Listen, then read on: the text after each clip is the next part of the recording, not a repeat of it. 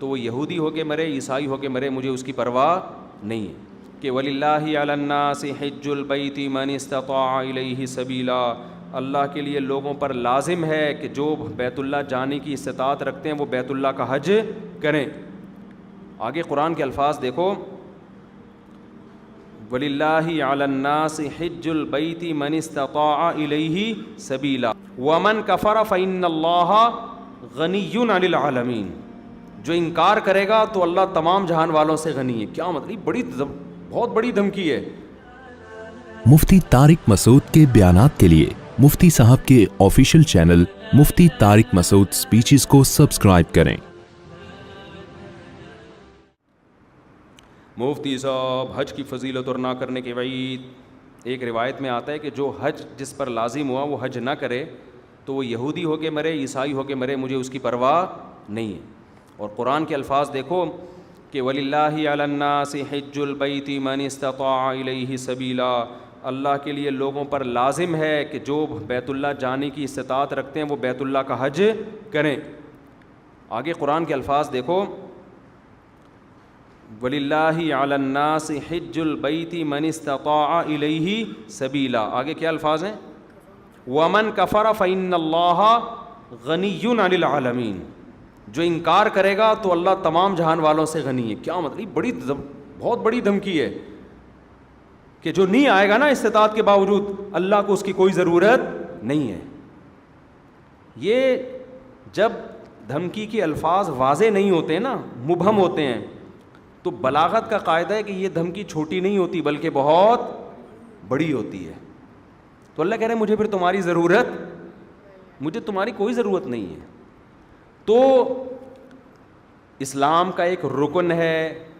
آج کیا ہوتا ہے, میں حج پہ جب گیا تھا, افسوس کے ساتھ کہنا پڑتا ہے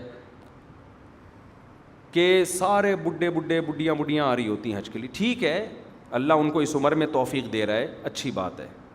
نہ آنے سے بہتر تھا کہ چلو اب آ گئے. میرے بھائی یہ جوانی کا کام ہے, سمجھتے ہو؟ جب جیسے ہی پیسہ آئے سب سے پہلا کام کیا کرو؟ حج کرو. اس کو ڈیلے کرتے ہیں, سارے کاموں سے فارغ ہو کر, بچیوں کی شادیاں, اپنی بھی 4 ٹوٹل مکمل, سوری غلطی سے نکل گیا, اپنی بھی شادی ہو گئی. کچھ چیزیں میرے منہ سے غلطی سے نکل جاتی. اپنی بھی ایک شادی ہو گئی, اور پھر کیا ہے کہ وہ سارے بزنس سے فارغ ہو ہلا کے جب اب کرنے دھرنے کا کچھ بھی نہیں ہے, بیٹھا ہوا ہے. کیا کریں یار, بوریت بہت ہو رہی ہے. ارطغرل بھی ساری قسطیں ختم ہو گئیں, دیکھ لیا, کوئی نئی سیریز بھی نہیں آ رہی. وہ ڈرامہ چل رہا تھا وہ بھی ختم, نئی فلم بھی دیکھ لی, ٹھیک ہے نا, سب کچھ ہوا کہ کیا کریں یار. اب بیگم کو مشورہ دو, چلیں حج پہ نہ چلیں؟ چلو ٹھیک ہے, کہاں چلتے ہیں؟ حج پہ چلتے ہیں. ٹھیک ہے بھائی, ہم جو بڑھاپے میں بھی جا رہے ہیں, ہم خدا نہ خواستہ ان کو برا نہیں کہہ رہے. نیکی تو جس عمر میں کی جائے, جب اللہ قبول کر رہا ہے تو ہم کون ہوتے ہیں. لیکن یار تم باقی تو سارے کام تم نے جوانی کے لیے رکھے ہوئے ہیں, حج تم مؤخر کر رہے ہو جب ارطغرل ڈرامے کی ساری قسطیں ختم ہو جائیں گی. بری بات ہے نا یہ. جب آپ اللہ کے حکم کو ویلیو نہیں دو گے تو اللہ آپ کو ویلیو دے گا. دیکھو حج آپ کی زندگی پلٹ دیتا ہے, تو زندگی پلٹنے کی ضرورت جوانی میں ہے. جوانی میں چینج ہو گئے, آگے خیر کا بہت زیادہ موقع ملے گا, بہت موقع ملے گا.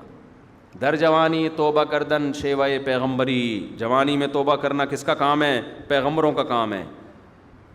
تو حج میں انسان بعض دفعہ زندگی چینج ہو جاتی ہے اس کی, جب وہ اللہ کے شاعر دیکھتا ہے نا, وہاں پہ کیسا لاکھوں کا مجمع منا سے عرفات سے نکل کے مزدلفہ, چیونٹیوں کی طرح لوگ ہوتے ہیں. کیسی ایک اللہ کی نشانیاں نظر آتی ہیں وہاں پہ, کیسا دیوانوں کی طرح بیت اللہ کا طواف. بقرعید کے 3 دنوں میں جو طواف زیارت ہوتا ہے نا, اتنا رش پوری دنیا میں کہیں نہیں ہوتا. لاکھوں روپے لوگ خرچ کرنے کے گئے ہوئے اور اللہ کے گھر کے گرد گھوم رہے ہوتے ہیں. ذرا کبھی چھت سے کھڑے ہو کر حرم کی چھت سے دیکھا کریں, ایک انسانوں کا سمندر ہے اور وہ سارے بیت اللہ کے گرد دیوانہ وار گھوم رہے ہیں. یہ اسلام کی عظمت دیکھنے کا موقع ملتا ہے, اس سے انسان کے اندر دل تبدیل ہوتا ہے. حج میں بڑی قربانیاں دی جاتی ہیں, اور حج تو ہے ہی ساری دیوانگی. حج کے اکثر احکام ایسے جن کی بظاہر کوئی لاجک نہیں ہے. اللہ نے کہا میرے دیوانے بن کے آؤ, جیسے جیسے کہہ رہا ہوں کرتے چلے جاؤ. کیسے عجیب عجیب کام کروائے جاتے ہیں. سب سے پہلے ہم سے ہمارا لباس اتروا لیا. 3 پیس سوٹ اور ٹائی میں جو گھوما کرتے تھے, بالوں کی کٹنگ, اور ان کو 2 چادریں پہنائی جا رہی ہیں. اب انسان کے بچے بن کے آنا ہمارے گھر میں. اگر دیوانے ہو تو دیوانوں والا اسٹائل چاہیے. ابھی وہ جو آفس جس اسٹائل میں جاتے ہو نا, وہ والا اسٹائل بولو نہیں چلے. جو اللہ کے نیک بندے ہیں, جو اللہ کے حکم کے سامنے سر جھکانا جانتے ہیں, اللہ سے ان احکامات کی لاجک نہیں پوچھتے. جیسے شیطان نے پوچھا تھا نا, کیوں سجدہ کروں میں آدم کو, وائے, تو یہ نہیں پوچھتے. ابراہیم علیہ السلام کو اللہ نے حکم دیا بیٹے کو ذبح کرو. یہ حکم بظاہر زیادہ اللاجیکل تھا کہ معصوم بیٹے کی گردن کاٹنے کا حکم دیا جا رہا ہے. شیطان کو جو حکم دیا سجدہ کرو, یہ اتنا اللاجیکل نہیں تھا. لیکن شیطان نے کہا اس کی لاجک کیا ہے, میری سمجھ میں نہیں آ رہا, میں آگ سے بنا ہوں, یہ مٹی سے, میں کیوں سجدہ کروں. آدم علیہ السلام کو اس سے زیادہ عجیب حکم دیا کہ اپنے معصوم بیٹے کو اپنے ہاتھ سے کاٹ دیں, ذبح کر دیں. سوری, ابراہیم علیہ السلام کو. لیکن ابراہیم علیہ السلام نے اس کی لاجک بولو نہیں پوچھی. کہا بیٹا مجھے اللہ نے حکم دیا تجھے کاٹ دوں. بیٹے نے کہا جب اللہ کا حکم ہے تو بھائی ہم کیا کہہ سکتے ہیں, بھائی کاٹ دیں, آپ میرا گلا کاٹ دیں, ذبح کر دیں. تو حج ان احکامات کی بھی یادگار ہے. تو آپ جاتے ہیں حج پہ, وہاں آپ جانور ذبح کرتے ہو, آپ رمی کرتے ہو, وہاں شیطان نہیں ہے, وہ تو ایک نشانیاں ہیں 3, لیکن آپ پتھر مارتے ہو, رمی کرتے ہو. کیوں؟ ابراہیم علیہ السلام نے یہاں شیطان کو کنکریاں ماری تھی, جو آپ کو بہکا رہا تھا کہ اپنے بیٹے کو کیوں ذبح کر رہے ہو, کیا بگاڑا اس نے. ابراہیم علیہ السلام نے شیطان کو دلائل سے جواب نہیں دیا, پتھر اٹھا کے مارے. اللہ نے کہا تم جاؤ وہاں کنکریاں پھینکو. اب اے اللہ, وہ تو ابراہیم علیہ السلام تھے, وہاں تو سچی مچی کا شیطان تھا, میں کیوں کنکریاں پھینکوں. تو اس کا مطلب جب آپ نے کیوں کر لیا تو آپ کس کی لسٹ میں آ گئے, شیطان کی. کیسا عجیب حکم ہے, جا کے 7 کنکریاں مارنی بھی ایسے ہیں. یا تو ہوتا نا وہ اٹھا کے مارو تو سمجھ میں آتا ہے, ایسے ایسے پھینکنی ہے جا کے. حاجی 10-15 لاکھ روپے یہ کرنے کے لیے جا رہا ہو, خرچ کرتا ہے یہ کام کرنے کے, ایک طوفان لوگوں کا کنکریاں مارنے کے لیے. کیوں؟ کس کا حکم ہے بھائی؟ اللہ کا حکم ہے, اللہ کا آرڈر ہے. لباس اتار لیا اپنا, کتنا مشکل کام ہے انسلا لباس پہننا, 3-4 دنوں میں دماغ ٹھکانے آ جاتا ہے. پھر جب ہم پہنتے ہیں نا اپنی شلوار قمیض, ایسا سکون ملتا ہے یار. میں جب حج کرنے گیا تو مینا میں تو 3 دن سویا نہیں احرام کی حالت میں نا, کیونکہ رش اتنا, بہت, جتنا بھی وی آئی پی حج ہو ٹینشن ہوتی ہے. پھر مینا میں میرا بستر لگ گیا ایک صاحب کے ساتھ, وہ بغل مجھے دکھا رہے ہیں اپنی کہ دیکھ لے بھائی, یوں کر کے سو رہے ہیں, ان کی بغلیں ماشاء اللہ. میں نے کہا یار اس کو اب کیا کرے آدمی, ان کو کیا کرے یار, یہ مجھے کیوں دکھا رہے ہو بھائی. نیند ہی نہیں آ رہی ہمیں اس ٹینشن سے کہ کسی کے پسینے کی اسمیل آ رہی ہے, کسی کی بغلیں کا مطالعہ کرنے کا موقع مل رہا ہے, اس کا کیا ہے. انسان کو گھن آتی ہے نا ان چیزوں سے. لیکن لا رفث ولا فسوق ولا جدال فی الحج, آپ کو چیخنے چلانے کی اجازت نہیں ہے کہ کیا کر رہا ہے, تجھے تمیز نہیں ہے حج کرنے کی. میں یہ بھی کہہ سکتا تھا نا ٹھڈا اڑو, یہ کیا مجھے بغل دکھا رہے ہیں, بازو نیچے کر. نا نا نا نا, اللہ کہتے ہیں یہ نہیں چلے گا وہاں پہ. اللہ کیوں نہیں چلے گا؟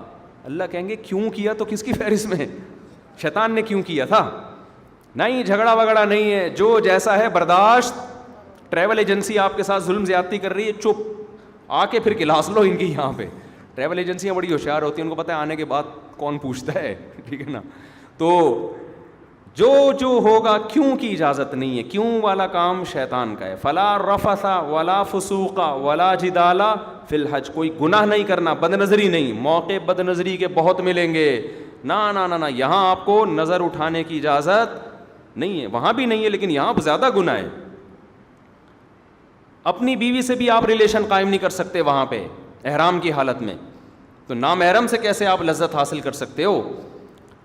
تو پھر احرام کی چادریں بنوائی جا رہی ہیں, خوشبو لگانے پر پابندی, بال توڑنے پر پابندی, جوئیں مارنے پر پابندی. اب تو بڑا وی آئی پی حج ہو گیا. صحابہ کرام کے تو 1-2 مہینے کے احرام ہوتے تھے. حدیث میں آتا ہے بعض صحابہ کے سروں میں نا جوئیں گر رہی ہوتی تھی نیچے, ٹھیک ہے نا. قربانی کرو, حلق کراؤ. اب کیا کرنا ہے, اب طواف زیارت کرنی ہے. بقرعید کے 3 دنوں میں اللہ اتنا رش ہوتا ہے, ان 3 دنوں میں کیوں کا بول دیا تو کس کی لسٹ میں آ جاؤ گے. کیوں نہیں, جاؤ طواف زیارت کرو. اتنی پبلک, 3 عظمت والے دن ہے نا یہ ایام نہر, عظمت والے دن ہیں. پھر کیا کریں, طواف زیارت کر کے واپس آ جاؤ مینا. ابھی تو آئے تھے, اللہ نے کہا اب واپس جاؤ, بس جو میرا بندہ ہوگا وہ یہ کام کرے گا.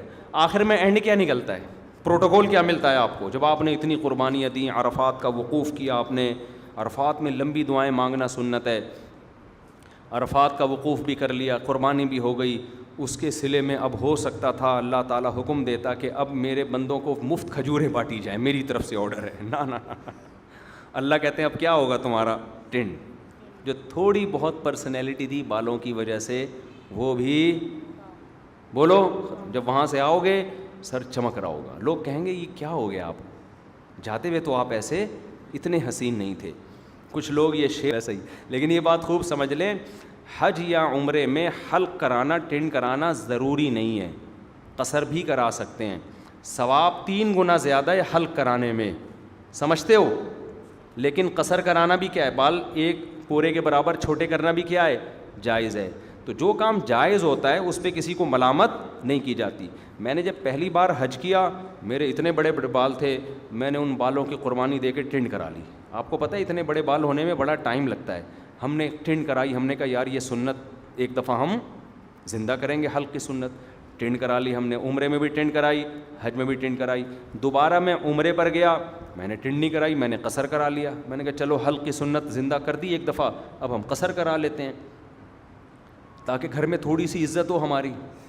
اسی کی وجہ سے تھوڑی سی عزت گھر میں شادی شدہ آدمی کی کہاں کیا عزت ہوتی ہے آپ کو پتہ ہے, تھوڑی سی بالوں کی وجہ سے عزت رہ گئی ہے, وہ بھی ٹنڈ کرا لی تو ختم ہو جائے گی, دہشت گردی کا جڑ سے خاتمہ ہو جائے گا.